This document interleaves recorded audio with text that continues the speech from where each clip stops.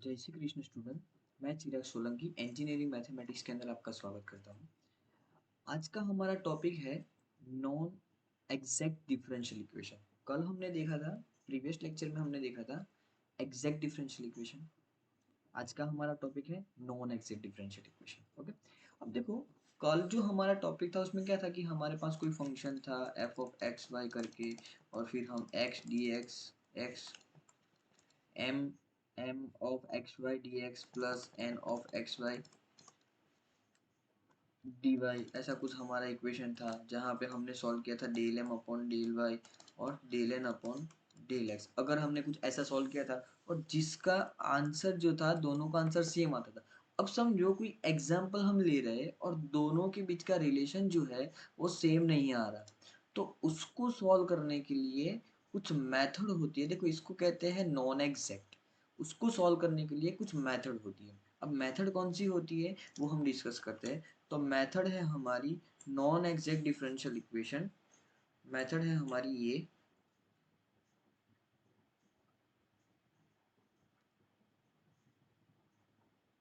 जिस मेथड का नाम है होमोजीनियस। ओके, देखो क्या है कि नॉन एग्जैक्ट डिफरेंशियल इक्वेशन है जिसको हमें सॉल्व करना है, या फिर हम उसको रिड्यूसिबल एग्जैक्ट भी कह सकते हैं। नॉन एग्जैक्ट है, उसको सॉल्व करना है, तो हमारे पास इस टाइप का कुछ फंक्शन होगा कि m d x plus n d y करके इक्वल टू जीरो, जहाँ पे m with respect to y partial derivation होता है, n with respect to x partial derivation होता है। अब दोनों का जो आंसर है वो सेम, मतलब हम सॉल्व करते हैं डिफरेंशियल इक्वेशन और दोनों सेम नहीं आते। अब दोनों सेम नहीं आते तो उसको सॉल्व करना है, मतलब कुछ इंटीग्रेटिंग फैक्टर। अब इंटीग्रेटिंग फैक्टर आई एफ जो लिखा है उसका नाम है इंटीग्रेटिंग फैक्टर। अब इंटीग्रेटिंग फैक्टर का मतलब क्या होता है कि कोई ऐसी टर्म हमें बनानी है या मल्टीप्लाई करनी है या डिवाइड करनी है या सब्ट्रैक्ट या ऐड, इस टाइप से हमें कुछ अप्लाई करना है। और वो टर्म हम जो अप्लाई कर रहे हैं उस टर्म का, अगर हम फिर से उस टर्म को, इंटीग्रेटिंग फैक्टर को इक्वेशन के साथ मल्टीप्लाई करें और इसका आंसर हमें कुछ इस टाइप का मिलेगा, जिसको हम कहते हैं exact differential equation. Okay, start करते हैं। तो सबसे पहला केस है होमोजीनियस। अब होमोजीनियस के अंदर क्या होगा कि पहला तो होमोजीनियस है वो हमें पता कैसे चलेगा। तो होमोजीनियस है चेक करने के लिए सबसे पहले क्या है कि उसकी जो पावर होती है वो सेम होगी। पावर का मतलब क्या होता है, देखो यहाँ पे 2x² plus 2xy dx x y d y, इस टाइप का मैंने एग्जाम्पल दिया है। तो देखो यहाँ पे 2x की पावर कितनी है, 2x² की पावर कितनी है 2। अब x की पावर कितनी है 1 और y की पावर कितनी है 1। अब 1 और 1 का ऐड करेंगे तो पावर क्या हो जाएगी 1 और 1, इसका ऐड करेंगे तो पावर इसकी 2 हो जाएगी। अब फिर यहाँ पे 1 और 1 का ऐड करेंगे तो पावर, तो टर्म x और y के अंदर सेम पावर होनी चाहिए, टर्म x और y के अंदर सेम पावर। देखो इसकी पावर 2 है, इसकी पावर 2 है, इसकी पावर 2 है, तो इसको कहते हैं होमोजीनियस। अब इंटीग्रेटिंग फैक्टर अगर होमोजीनियस हुआ तो इंटीग्रेटिंग फैक्टर हमें ये लेना है जहाँ पे 1 upon m x plus n y, जहाँ पे एम एक्स और एन वाई जो है वो जीरो नहीं होना चाहिए। अगर जीरो हो गया तो 1/0 इन्फिनिटी आ जाएगा, तो फिर सॉल्यूशन का प्रॉब्लम। ओके, तो क्या हो जाएगा कि जो अब इंटीग्रेटिंग फैक्टर हमने जो सॉल्व किया और वो इंटीग्रेटिंग फैक्टर को इक्वेशन नंबर 1 के साथ मल्टीप्लाई करते हैं तो कुछ ये हमें मिलेगा। अब इंटीग्रेटिंग फैक्टर को हमने मल्टीप्लाई किया, ये मिला, तो उसको हम सिर्फ नाम दे रहे हैं एम डैश। देखो एम डैश का मतलब डेरिवेशन मत समझना, यहाँ पे सिर्फ हम नाम दे रहे हैं एम डैश। एम डैश हमने अप्लाई किया, फिर उसका partially derivation with respect to जैसे यहाँ पे करते हैं वैसे सेम करना है, लेकिन यहाँ पे एम का किया था, यहाँ पे एम डैश का जो हमारी रिड्यूस होके जो टर्म आई वो। ओके, उसके बाद हम क्या करेंगे, एम डैश और एन डैश का partially with respect to y and with respect to x derivation करेंगे। फिर उसका आंसर अगर एग्जैक्ट आया तो सॉल्यूशन हमारा ये हो जाएगा, जिसको कहते हैं एग्जैक्ट, सॉरी, जिसको कहते हैं नॉन एग्जैक्ट डिफरेंशियल इक्वेशन। इसका मतलब क्या था कि फंक्शन हमारा जो था वो एग्जैक्ट नहीं था, उसको एग्जैक्ट बनाया, तो इस प्रोसेस को कहते हैं नॉन एग्जैक्ट डिफरेंशियल इक्वेशन। अब एग्जांपल करते हैं, तो एग्जांपल हमारे पास कुछ ये है। एग्जांपल है हमारा x y minus y square d x, sorry, 2y² d x minus x² 3xy dy equal to zero. अब देखो सॉल्व करते हैं सबसे पहले तो। सॉल्व करेंगे तो m हमारा यहाँ पे हो जाएगा x y minus two y square d x. अब डी एक्स नहीं होगा, ओनली ये हमारा। ओके, अब इसको सॉल्व करते हैं और n हो जाएगा हमारा minus x square plus three x y. देखो ये x माइनस था, उसको अंदर मल्टीप्लाई कर दिया, तो हमारा क्या है del n upon del y. तो हो जाएगा x पार्शियल डेरिवेशन और यहाँ पे हो जाएगा फोर वाई, यहाँ पे होगा del n upon del x, यहाँ पे हो जाएगा minus two x. Okay, plus यहाँ पे होगा थ्री वाई। अब देखो दोनों की वैल्यू जो है वो सेम नहीं है। दोनों की वैल्यू अगर सेम ना हो तो हम क्या करेंगे, दोनों की वैल्यू सेम ना हो तो उसको सेम बनाएंगे। अब सेम बनाने के लिए हमें क्या करना पड़ेगा, तो पहले चेक करना पड़ेगा कि किस केस का है। तो ये होमोजीनियस है, चेक करो होमोजीनियस है। देखो इसकी पावर एक्स स्क्वायर की पावर यहाँ पे हो गई वन प्लस वन पावर हो गई टू, इसकी पावर ऑलरेडी टू, इसकी पावर क्या है टू, इसकी पावर वन प्लस वन हो गई टू। अब ये सबकी power two two two two है तो ये होमोजीनियस है। इसका मतलब होमोजीनियस होगा तो इंटीग्रेटिंग फैक्टर क्या होगा, तो होमोजीनियस है तो इंटीग्रेटिंग फैक्टर होगा m x plus n y which is equal to m x और एन वाई जो है नॉट इक्वल टू जीरो होने चाहिए। अब इसको सॉल्व करेंगे तो सबसे पहले क्या है इंटीग्रेटिंग फैक्टर। अब इंटीग्रेटिंग फैक्टर निकालते कैसे, ये देखो one upon m x plus n y. अब m की वैल्यू कौन सी है, तो m की वैल्यू है x y minus y two y square और इसके साथ x। इसका मतलब देखो यहाँ पे मैं x मल्टीप्लाई करता हूँ फिर प्लस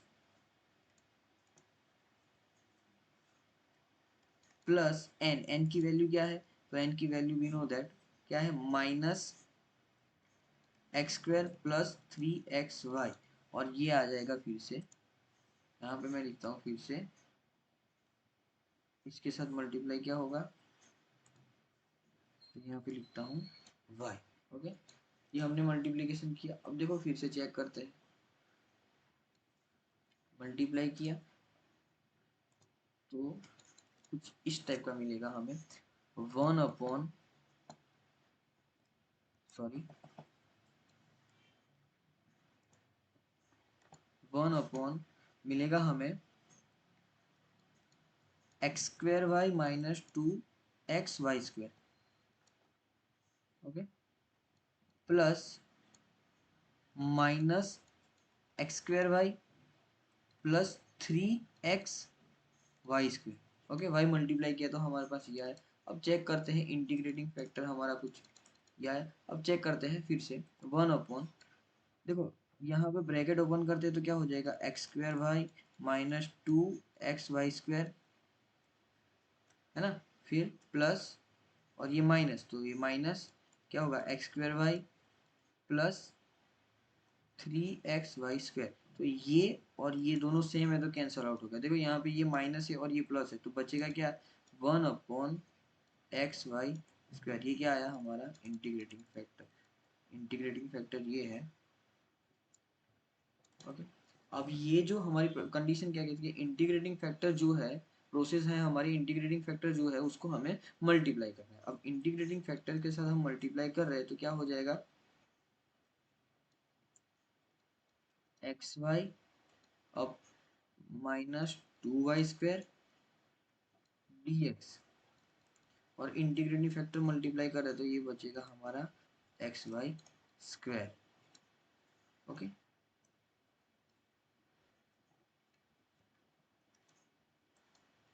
फिर क्या है, फिर ये वाला माइनस, जो ये माइनस एज इट इज है, यहाँ पे फिर से कौन सी वाली टर्म है ये, तो होगा x square minus three x y divided by x y square और ये हो जाएगा d y equal to zero, ये टर्म आई।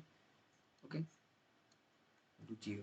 ओके, अब फिर से इसको सॉल्व करते हैं तो क्या हो जाएगा x y upon x y square minus two y square upon x y square और इस पूरी टर्म के साथ डी एक्स तो है ही। फिर यहाँ पे होगा फिर से x square minus three x y, तो यहाँ पे भी क्या होगा एक्स वाई स्क्वायर और यहाँ पे भी क्या होगा एक्स वाई स्क्वायर।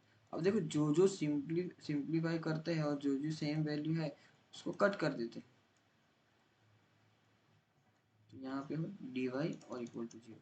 ओके, तो देखो यहाँ पे कट करते हैं तो कौन सी वैल्यू कट हो रही है, कैंसिल आउट हो रही है, तो यहाँ पे y गया,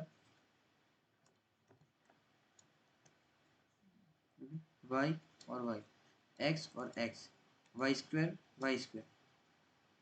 ओके, फिर यहाँ पे बचेगा x, फिर यहाँ पे बचेगा x गया y एंड y। तो यहाँ पे जो टर्म मिलेगी वो कुछ इस टाइप की होगी,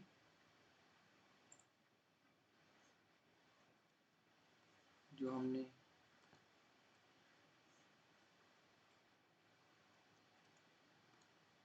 टर्म मिली हमारी, तो क्या मिलेगी, देखो यहाँ से हमें मिल रहा है 1/y ओनली, माइनस फिर यहाँ पे क्या है 2/x और होगा dx। फिर ये माइनस की जगह भी मैं प्लस करता हूँ, माइनस को अंदर मल्टीप्लाई करता हूँ, माइनस क्या हो जाएगा, माइनस एक्स वाई स्क्वायर। फिर ये माइनस था और ये माइनस अंदर आया तो प्लस हो गया, तो क्या होगा 3/y dy, okay, equal to 0। अब हमारा जो एमडेस है, अब हमारा जो एमडेस है वो हम इसको एमडेस कहेंगे और इसको एनडेस कहेंगे। ओके, अब फिर से एमडेस क्या होगा हमारा 1/y माइनस 2/x, और एनडेस क्या रहेगा हमारा -x/y² प्लस 3/y। ओके, अब इसको सॉल्व करते हैं तो del m with respect to y solve करेंगे तो 1/y, 1/y का डेरिवेशन क्या होता है, तो 1/y का जब हम डेरिवेशन करते हैं तो y वाली वैल्यू हम ले आएंगे ऊपर, तो हमारा कुछ डेरिवेशन होगा विथ रिस्पेक्ट टू y, तो 1/y y रेज टू -1, -1 आगे आ जाएगा, वही वाली फॉर्मूला से हम जब अप्लाई करेंगे तो हमारा आंसर रहेगा -1/y²। ओके, फिर del n with respect to x solve करते हैं तो ये x की value minus minus as is x है, विथ रिस्पेक्ट टू एक्स करेंगे तो x का डेरिवेशन 1 और यहाँ पे हो जाएगा x²। ओके, तो ये हमारा जो फंक्शन था अभी हो गया एग्जैक्ट। अब अगर ये एग्जैक्ट हो गया तो इसका सॉल्यूशन क्या रहेगा, तो इसका सॉल्यूशन होगा, सॉरी, इसका सॉल्यूशन होगा कि जो इंटीग्रेशन कर रहे हैं तो उसमें m dash d x plus n dash d y equal to 0। अब एम डैश की टर्म को हम वाई कांस्टेंट लेंगे, ओके, और एन डैश की टर्म को ओनली वाई कंसीडर करेंगे। ओके, तो सॉल्यूशन इसका रहेगा एम डैश क्या है, तो एम डैश है 1/y minus 2/x dx plus यहाँ पे ओनली y वाली टर्म, तो ओनली y वाली टर्म कौन सी है, ये देखो इसमें तो x आ जाता है तो ये नहीं होगी, तो होगा 3/y dy इक्वल टू 0। अब इसको जब सॉल्व करते हैं तो इसका इंटीग्रेशन कुछ ये मिलेगा जो यहाँ पे मैं कर रहा हूँ, क्या होगा इसका इंटीग्रेशन, इसका इंटीग्रेशन होगा 1/y। अब 1/y विथ रिस्पेक्ट टू क्या करना है x, तो इंटीग्रेशन होगा 1/y जो है उसको हम कांस्टेंट टर्म कंसीडर करेंगे और ये हो जाएगा x, 1 का डेरिवेशन x, फिर माइनस यहाँ पे हमारे पास है 2।